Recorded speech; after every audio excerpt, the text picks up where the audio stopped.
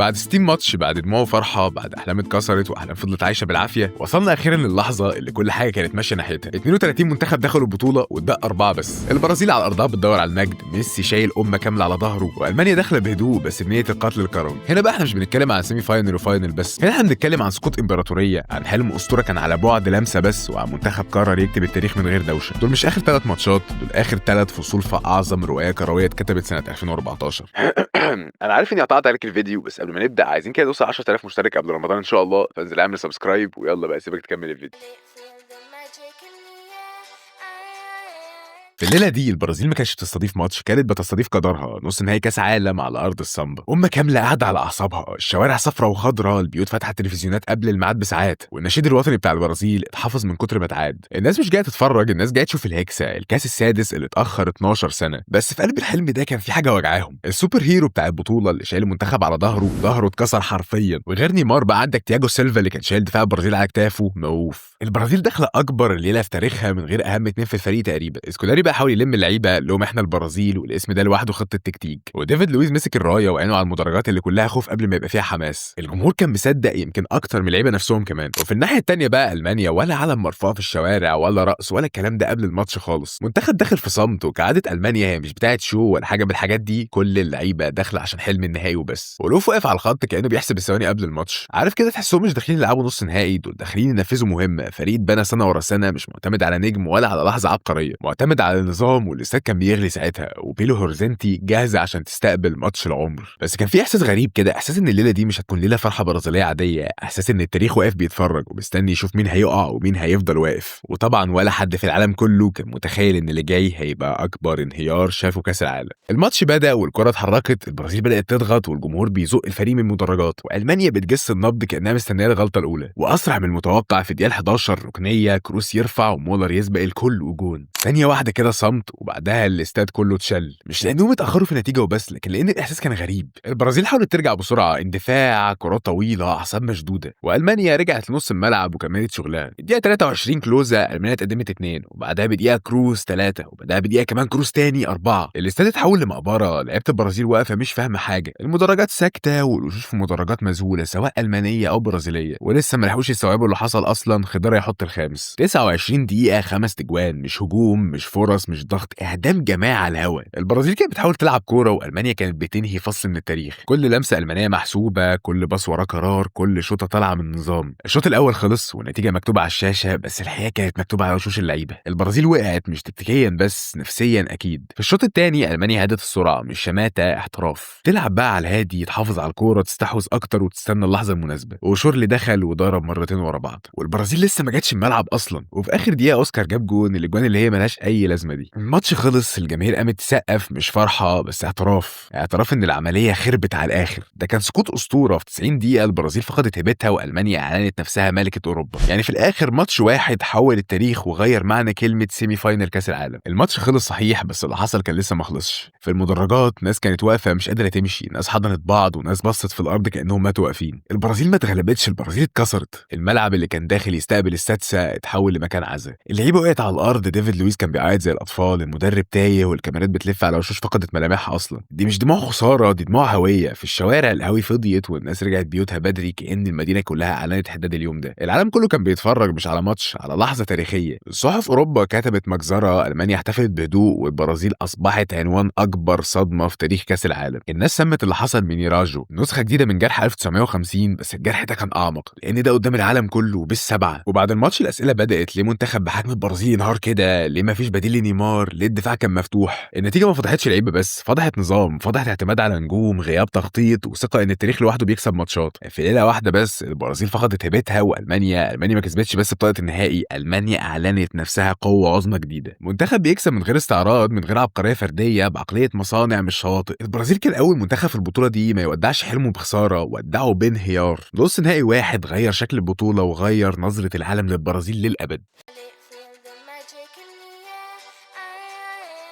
خلصنا بقى الدراما والمشاعر الجاشة بتاعتنا دي، نخش على الماتش التاني بتاعنا. فبعد ليلة كروية شفنا فيها 8 تجوان، كل الناس كانت بتقول البرازيل خسرت 7، يا ترى هنشوف ايه الماتش اللي جاي. كل الجماهير من المنتخبين طبعا خايفين من الماتش ده، وان الكرة ملهاش امان وممكن تغدر بيك في اي وقت. الماتش بتاعنا ده ماتش بين الذاكرة والخوف، الارجنتين وهولندا مش غراب عن بعض خالص. 8 مواجهات قبل الليلة دي، بس هولندا كسبانة اكتر والارجنتين كسبت مرة واحدة بس كانت اهم مرة، نهائي 78 اللي علم في تاريخ الارجنتين كله. النهارده الارجنتين راجعه نص نهائي كاس العالم بعد 24 سنة غياب. جيل راح وجيل جه والحلم لسه واقف. منتخب ما تاخرش في اي ماتش في البطوله، بيكسب بالعافيه بس بيمشي خطوه ورا خطوه. وطبعا عندك ميسي، مش نجم مش موهبه، مسؤوليه، لاعب شايل بلد كامله بتدور على كاس من ايام مارادونا، وكل لمسه بيلمسها بيبقى وراها سؤال، يا ترى هيجيبها لنا المره دي. على الناحيه الثانيه عندك هولندا، منتخب داخل بهدوء من غير صريخ من غير وعود، فريق معدي ربع نهائي نار قدام كوستاريكا 120 دقيقه، وبعدها ضربات جزاء وتاهلوا بعد ما كان ممكن يخسروا في اي لحظه. هولندا دخلت الماتش ده بثقه اللي هو شاف الضغط وعد، فريق عنده حلول، اسماء كتير سجلت، روبن، شنايدر، فان بيرسي. منتخب مش معتمد على حد واحد، بس برضه عارف ان سيمي فاينل كاس عالم دايما امتحان مختلف. الليله دي مش 90 دقيقه، دي مواجهه تاريخ، منتخب جاي يقول اكيد بقى بتاعتنا المره دي، عقل قدام عناد وتنظيم قدام حلم. ووسط كل ده الماتش قرب يبدا والتاريخ واقف مستني مين هيكمل ومين هيفتكر الليله دي كجرح جديد. الملعب مليان 63 الف بني ادم في الكورنسيانز ارينا، بس اول ما الماتش بدا الصوت وطي، مفيش اندفاع، مفيش هجوم اعمى، في حذر، كأن الاتنين شافوا اللي حصل امبارح وقالوا احنا مش جايين نخاطر. الارجنتين واقفه خطوط قريبه وسط متماسك، وهولندا بتلف تدور تجس النبض،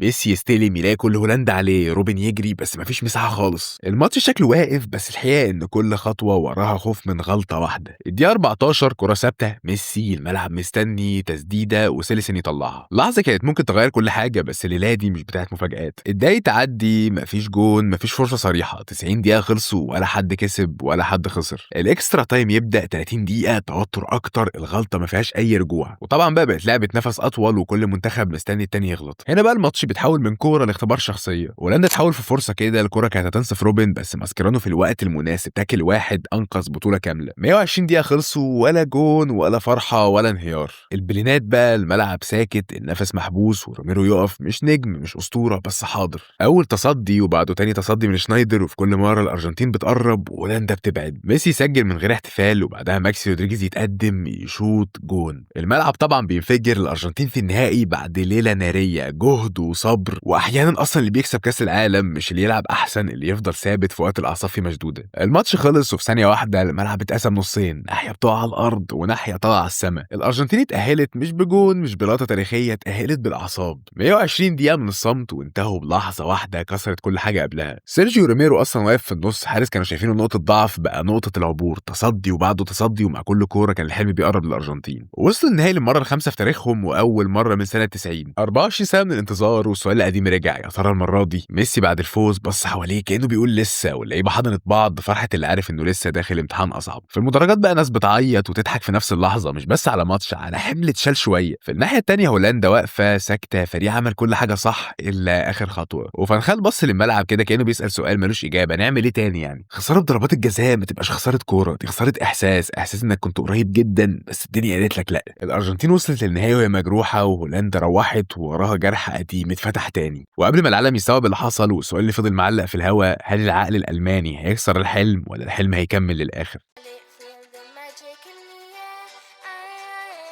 في كاس العالم في منافسات بتخلص مع الصفاره، وفي منافسات ما بتموتش، كل ما بطوله بتخلص ترجع تفتح نفسها من جديد. ومن سنه 86 المانيا والارجنتين ما بيلعبوش ماتشات، بيلعبوا فصول. الفصل الاول كان في المكسيك، مارادونا قمه المجد، الارجنتين بتكسب والمانيا بتقع، ودي كانت المره الوحيده اللي الارجنتين خرجت فيها من المواجهه دي وهي المنتصره. 4 سنين بعدهم نفس الحكايه، نفس النهائي بس نهايه مختلفه. المانيا رجعت وقالت الحساب لسه ما اتقفلش، ومن ساعتها كل ما الفريقين بيتقابلوا الاعصاب هي اللي بتلعب. 2006 مش نهائي بس خناقه، توتر، ضربات جزاء، والمانيا تعدي. يعني حتى لما ما بيبقاش نهائي المواجهه دي عمرها ما بتيجي هاديه. 2010 المره دي بقى مش صبر، سيطره المانيه كامله، 4 في ربع النهائي، والصوره واضحه، الكفه بدات تميل والمانيا بقت الطرف الاقوى. ودلوقتي وبعد 28 سنه من اول فصل الحساب واقف كده، المانيا متقدمه والارجنتين مستنيه. مارادونا صحيح مش موجود، بس في لاعب واقف مكانه في الحلم، ميسي بدل اسطوره، قدامه جيل الماني ناضج وهادي وجاي يكمل اللي بدأه. مش نهائي كاس عالم، ده اعاده محاكمه لتاريخ كامل. النهائي يبدا واول احساس يوصل ان الماتش ده مش مستني حد يغلط، المانيا داخله هاديه، تمرير، تنظيم، تحريك لعب، مش مستعجله خالص. الارجنتين راجع خطوه لورا، عينيها على المرتده ومستنيه اللحظه اللي الكره فيها تقع قدام الناس الصح. وفجاه غلط بسيط في نص الملعب، كروس يباص غلط، الكره تطلع قدام هيجوين قدام الجون يشوط والكره تعدي جنب القائم. الكره طلعت بره، وطبعا هيجوين مكروه لحد دلوقتي من الجماهير اللي بتشجع الارجنتين بسبب كاس العالم ده. الدقايق تعدي والمانيا تحاول تمسك الماتش اكتر، كرات عرضيه ومحاوله من مولر، لكن الكره تعاندهم وتخبط في القائم، وترجع الارجنتين تاني تمريره بينيه، هيجوين ينفرد ويحطها فعلا في الشبكه المره دي، لكن الرايه تطلع وتسلل. فرحه اتكسرت في ثانيه والماتش رجع لنقطه الصفر تاني. الشوط الاول يخلص من غير اجوان بس مش من غير توتر. مع بدايه الشوط الثاني بقى الاحساس ان غلطه واحده ممكن تنهي كل حاجه كان عند الفريقين. فكره ميسي يستلم، يمشي بالكوره، يعدي لاعب، يدخل المنطقه ويشوط، الكره تعدي جنب القائم برضه. الجمهور مش مصدق بقى ازاي دي كمان تضيع. المانيا تحاول تهدي اللعب، لكن المرتدات الارجنتينيه دايما خطيره، وهيجوين مره ثانيه يطلع على كره طويله ونوير يطلع من جونه ويبعد الكره في دقيقه كبيره جدا. الوقت بيجري، ال 90 دقيقه تخلص 0-0 ولا حد قادر يقتل الماتش. كعاده البطوله دي اكسترا تايم والارهاق باين، بس الاعصاب لسه مشدوده. الارجنتين تاخد اخطر فرصه في الماتش كله، تمريره طويله، بلاسيو ينفرد قدام نوير، يحاول يعملها تشيب والكره تطلع بره. الكره لو دخلت كانت هتغير تاريخ بلد كامله. الدقايق بتعدي والكل بيحسب الوقت، خلاص الماتش رايح بلينات، لكن المانيا كان ليها راي تاني. الدقيقه 113 شورلي يستلم على الشمال، يدخل المنطقه، يلعبها قدام الجون، وجودزي البديل يستلم على صدره في حركه واحده بس، يسدد والكره في الجون. ماركانا يسكت والمانيا تولع. اخر دقايق الارجنتين تحاول، كرات طويله، ضغط، بس من غير اي فرصه حقيقيه، والحكم يصفر وخلاص خلصت. الارجنتين ما خسرتش ماتش، الارجنتين اتكسرت من جوه، مش عشان اتغلبت لكن عشان كانت قريبه قوي. الملعب طبعا كان مليان فرحه وصوت وتشجيع، بس من ناحيه الارجنتين كان في صمت، واول واحد الكاميرا راحت له اكيد كان ميسي، واقف ساكت مش بيعيط بس مكسور. استلم جايزه افضل لاعب في البطوله، بس وشه كان بيقول الجايزه دي ملهاش طعم. قالها صريحه بعدها، قال مفيش حاجه كانت تقدر تفرحني ولا الجايزه ولا اي حاجه. الكلمه دي لوحدها كانت كفايه قوي تلخص كل اللي جوه الارجنتينيين. ميسي كان شايف الكاس، كان شايفها قريبه، وكان نفسه ياخدها لناس استنت 28 سنه لبلد عايشه على الكوره، والشعب كان محتاج اللحظه دي. اللعيبه حواليه اكيد برضه مش فرحانه يعني. ماسكرانو المحارب الحقيقي في البطوله دي واقف وشه في الارض وقال احنا فريق واحد وقدمنا كل اللي نقدر عليه. روميرو بطل السيمي فاينل، الراجل اللي شال الفريق لحد هنا، كان بيتكلم عن المستقبل واللي هم قادرين يعملوا كده تاني، بس عينه كانت لسه في الماضي. هيجوين بقى اللي شال كل الليله دي بعد البطوله، بعد ما ضيع اكتر من فرصه كانت ممكن تحسم كل حاجه، وفي ناس اصلا كرهته وقالت هو اللي ضيع حلم ميسي. في الارجنتين ناس كانت بتعيط قدام الشاشات، ناس كانت زعلانه بس فخوره، خسرنا بس رجعنا ننافس. الاحساس ان المنتخب رجع مكانه ده كان مهم جدا. حتى اللي كانوا في البرازيل وتعرضوا لمواقف صعبه بعد الماتش كان وجعهم مضاعف، خساره وحزن وصوت فرحه بس مش ليك انت. الاعلام العالمي نفسه ما عرفش يتعامل مع الارجنتين كخاسر عادي، كله قال نفس المعنى، الارجنتين كانت قريبه والهزيمه دي مش هتتنسي، عشان جت في لحظه كان ممكن التاريخ يتغير فيها. والحقيقه الارجنتين ما خرجتش من مونديال 2014 مهزومه، خرجت مجروحه، جرح اسمه كنا نقدر، وده اصعب نوع خساره، الخساره اللي تفضل معاك العمر كله دي. النهائي خلص، الكاس راحت، بس الوجع فضل. واللحظه الاصدق ما كانتش رفع الكاس، كانت نظره ميسي ونظره فريق كامل عارفين ان الحلم لمس ايديهم وبعدين سابهم ومشي. نخش بقى بصراحه على اكتر حته حاببها في الفيديو ده، وهي اللحظات اللي ما اتنسيتش في كاس العالم 2014، لان كاس العالم ده ما كانتش بطوله عاديه، كان بطوله لحظات لو قفلت عينك دلوقتي هتفتكرها كانها لسه حاصله. نبدا من اللقطه اللي قلبت الدنيا، جون روبن فان بيرسي قدام اسبانيا، دايف هيدر تاريخي، وكره لو لعبها بايده ما كانتش هتروح بالشكل ده. وكان ساعتها احساس اللي هم خدوا حقهم من اسبانيا 2010 ده كان احساس لا يوصف. وما ننساش برضه ان روبن كان سبب ان هم يطلعوا من كاس العالم ده كمان، لانه ضيع كره قدام الارجنتين ما كانش ينفع تضيع، وبعدها ظهر اسم ما كانش متوقع خالص انه يبقى نجم المونديال. خميس رودريجيز مع منتخب كولومبيا ما حدش كان متوقع منه حاجه، بس فجاه ظهر تألق. الجون بتاع اورجواي لمسه شوطه احساس عالي، هدف يعلق في دماغك جدا. خميس رودريجيز ما خدش بس هدف البطوله، خد قلوب الناس كمان معاه. وفي البرازيل اللحظه اللي خلصت عليهم اصابه نيمار، خارج من الملعب بنقاله، مش لاعب بس اللي خرج، حلم بلد كامل اتكسر في ثانيه. ومن اللحظه دي كل البرازيليين كانوا عارفين ان اللي جاي تقيل جدا. وبعدين جت الصدمه اللي العالم كله لسه فاكرها، المانيا والبرازيل 7-1، مش نتيجه، ده زلزال، وشوش مذهله، جماهير بتعيط، ومنتخب مستضيف بيتهان كرويا على ارضه. ووسط الحوارات دي كان كلوزا بيسجل ويكسر رقم رونالدو يبقى الهداف التاريخي للمونديال. وفي ناحيه تانية خالص من البطوله لقطه عبقريه من فانخال، غير الجون في ضربات الجزاء، وتيم كرول بيدخل ويصد ويعدي هولندا. اللحظه بتفكرك ان الكوره مش بس مهاره، ده عقل في الوقت الصح. وطبعا لقطه سواريز عضت كليني، صوره لفت العالم وبيتعمل عليها ميمز لحد النهارده. وفي وسط كل الكبار دول منتخب صغير قال احنا هنا. كوستاريكا كسرت مجموعه الموت، وقفت قدام العالم كله، ودرس ان كاس العالم ده مش اسماء، دي فرصه. وماتش الثالث والرابع اللي خلص 3-0 لهولندا ده، لو هنتكلم عن البرازيل فكده كده الضرب في المية حرام، ولو هتتكلم عن قيمه الماتش بالنسبه لهولندا فده يعتبر انجاز بسيط بالنسبه للجيل التاريخي ده. ممكن ما كسبوش بطوله كبيره، بس النهايه دي كانت يعتبر سعيده يعني. وكل ده كان بيقود للحظه الاخيره، هدف جودزي في النهائي، استلامته على الصدر، تسديده، وتاريخ اتقفل. كاس العالم 2014 خلص، بس عمره ما اتشال من الذاكره. بطوله علمتنا ان الكوره مش دايما عادله، وان اللحظه الواحده ممكن ترفع حلم او تكسره للابد. في ناس ناس ضحكت وناس عيطت وناس فضلت مستنيه لحظه يمكن ما تجيش تاني. وده سر المونديال الحقيقي، مش الكاس بس اللي بتترفع، لكن الحكايات اللي بتفضل عايشه جوه كل واحد فينا. وكده نبقى خلصنا بطوله كامله، خلصنا 64 ماتش والسلسله اللي معظمكم عرفني منها. اتبسطت بيها جدا جدا بصراحه، واتمنى انتوا كمان تكونوا اتبسطتوا بيها. ودي مجرد البدايه بس، وان شاء الله نعمل فيديوهات احلى واحلى كمان. ويبقى قولوا لي كل اللي انتوا عايزينه تحت في الكومنتات او في الانستجرام اللي برضه في الكومنت المثبت. وفي الاخر لو عجبك الفيديو ما تنساش تعمل لايك وسبسكرايب والحاجات الحلوه دي، ويلا سلام.